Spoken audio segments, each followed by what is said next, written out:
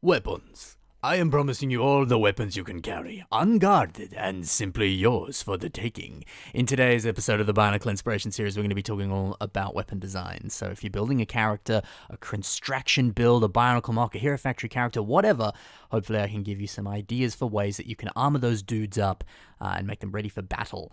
So let's begin and take a look at some awesome buildable characters, construction figures, Bionicle mocks, whatever you want to call them, today on the Bionicle Inspiration Series. We start off with a really stellar creation by Ketlog's Mechs and Mocks, and this is Quad Arms Utility Mech. So these weapons, there's something so dynamic and unique about them. They're superposable thanks to these Hero Factory-like system, like ball and socket and ratchet joints and different things.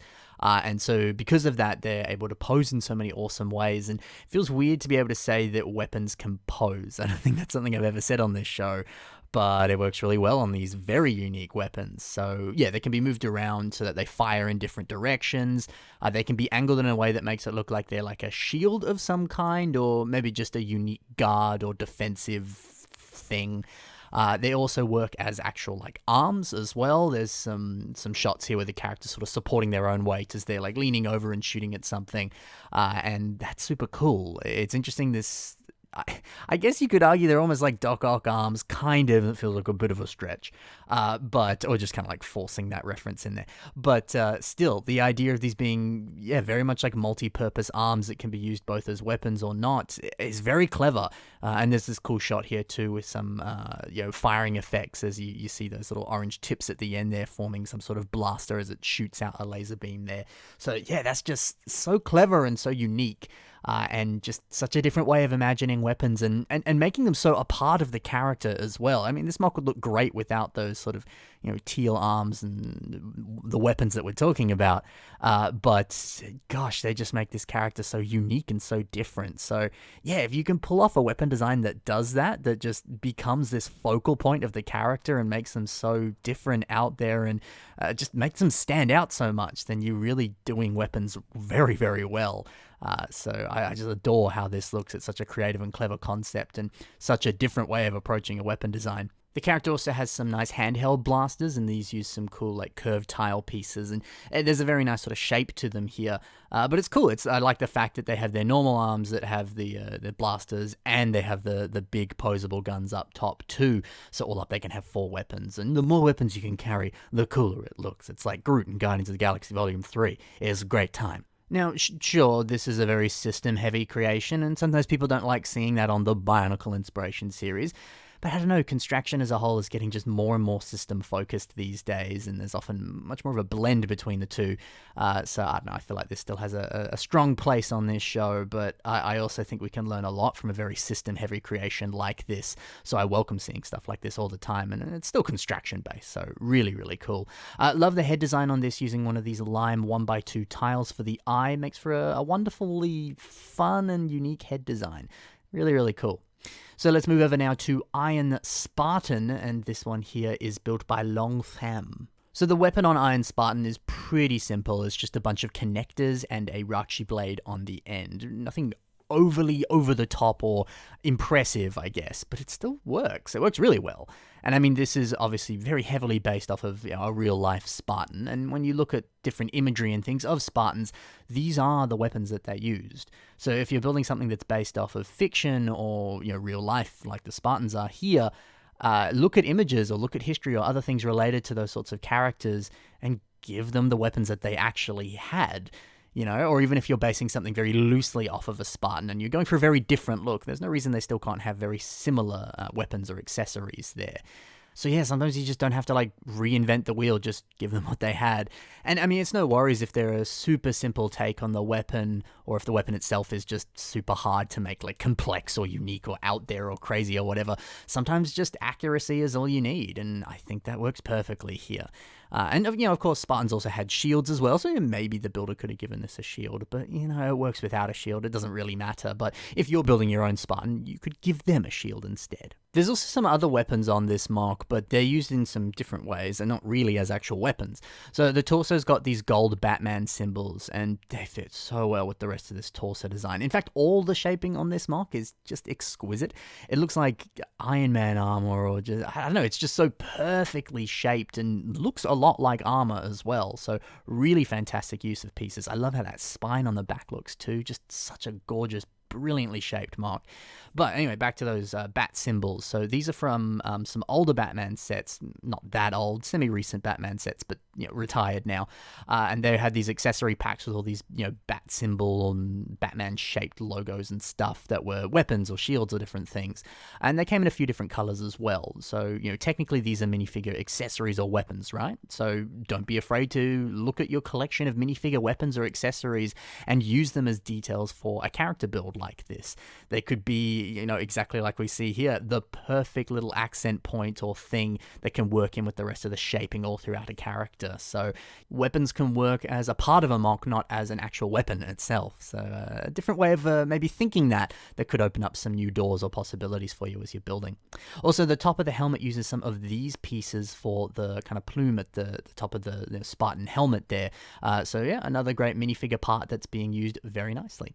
So yeah, even though this weapon was a little bit more simple, there's still a lot we can learn about weapons on this character. Very nicely done.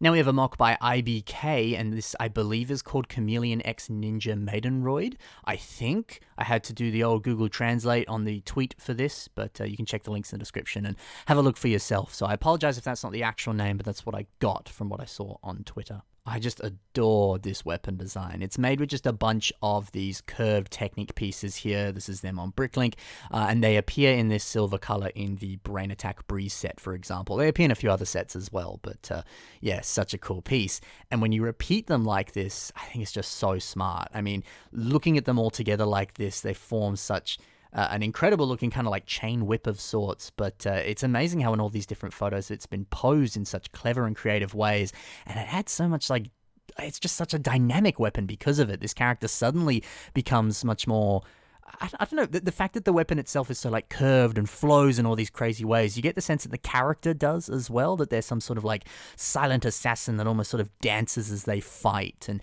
is very sort of skilled and athletic in that sense. So yeah, it's incredible how much this weapon is communicating about character, but also how simple the design of the weapon is, but it just works and looks so cool.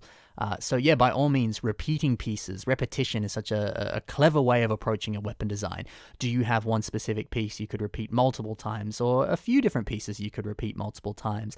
And can that form some sort of unique accessory or weapon or something? You never know what you might come up with if you use a bit of repetition. I think, honestly, just repeating pieces, that kind of part spamming, is such a helpful technique that works for you in so many different ways. I mean, we saw a bit of repetition on the Iron Spartan mock before as well, with how some of the shaping was done on the torso and different parts of the body. So play around with repetition. It works so well, especially on a weapon like this. The colors on this mock are also very nice. Lime purple, bit of silver as well. They look fantastic together. And the head design's also cool. Got a bit of a unique, almost bug-like shape to it. I really like it. And there's this interesting red line on the neck. Don't really know what it is, but it looks cool. The rule of cool always prevails. So overall, a fantastic looking mock. And finally, the one I'm sure you've all been waiting for. This is built by Dira, and this is MECHA GODZILLA Type 3 Machine Dragon. The shaping on this is so good. This is such an awesome mock. Making all of these different system pieces look like layered armor has just been so effectively captured on this creation. This back shot's also lovely, like taking a look at all these spiky parts here and how they flow from the tail up into the the top of the back there and everything. Ugh. Beautiful. Every little detail on this, you can see this also from the back here, like this little gunmetal cotton candy piece here, and some of these wires as well. They're such fun little greebles and details, and seeing them in between bits of the armor there makes this look so much more realistic and just takes this to another level of just being super cool. The shaping on the head design is also really effective and pulls the look of this off like so much. I think a good head design it can make or break a character, and this is very well replicated. And the fact that the eyes light up is also lovely. And by the way, there's a few other interesting details and play features and flippy outy guns and different things on this fantastic mock. But I'm not showing you all of it here on the YouTube video because I can't get access to the videos. You can't just directly download them from Twitter. But you can check them out yourself with the links in the description below. So there's much more to this. Be sure to check that out. But what can we see with this awesome creation here today? Well, there's a little bit of posability to this. You can see the arms sort of moving a little bit, but the rest appears to be fairly static. And you know what? It's a big mock, and there's a lot of detail to it. It's not the end of the world if it's not super posable, but it is nice to see a bit of posability on the old hands and arms there. Now, weapons. So, the chest unfolds to reveal a big old chest laser. Love that. And it's also great to see that the chest itself still looks so well shaped and well built when it's closed up, because sometimes when you're building play features, they can actually hinder the design elements a little bit, you know. Even if it's something as a thing swinging open, you need to build in where the hinges go, and maybe it becomes a little bit too clunky because of that. You know, you need extra space to add in those moving parts, and suddenly everything gets kind of thrown off. So the fact that this still looks so well crafted and almost looks like it doesn't open up, but then you see that it does, that in itself is very impressive. Sometimes the nitty-gritty details of how that actually functions can be problematic, and it's certainly not here, so that's cool. There's also some of these add-ons that can be placed onto the arms and the back, and I think these are super cool. I love the idea of accessories and weapons that work like armor, and you know, they could be like a jetpack or actual armor themselves, but there's no reason they can't have blasters or other things on them so that they can actually work as a type of weapon. So, hey, yeah, I think maybe that's something you could consider for one of your next builds as well, you know? Could you give them some sort of add-on armor that can have attachable weapons on it and just look cool like this? It's a great concept. It reminds me of Transformers Armada, where Optimus Prime, Jetfire, and Overload could combine together. You know, Jetfire just gives him new snazzy pants, but Overhaul fit on the top and gave Prime these big old shoulder-mounted turrets, which was such a clever, cool idea. So you could do something very similar. It doesn't have to be two different characters that combine together like that, but you could give them some sort of weapons pack that goes on the top of the shoulders and becomes a turret of sorts. That just looks cool. But yeah, this MECHA is so well built. Another system-heavy mock, and man, it's just so impressive. I adore this. I could talk about this for hours, but we don't have too much time on this episode today, as it draws to a close. Thank you very much for watching. I hope you learnt a little bit about weapons today and got some inspiration for how you could apply some to your own future creations too. Thank you very much for watching. Like I said, check the links in the description below to see even more from these fantastic builders, and be sure to take a look at some, because there's a few extra videos and images, like I said, that show you some of the cool play features and things, so definitely worth checking out. In the links in the description below, there's also links to my social media and other things that I've got going on, like Patreon and all sorts of other stuff, so if that's something you want to take a look at and see the things that I do outside of YouTube, you can check that out there. There's also the submission email, so if you have mocks that you would like to see on the show, you can submit them through the email that's on your screen right now. Thank you very much for watching. Hope you enjoyed. Happy building, and bye for now.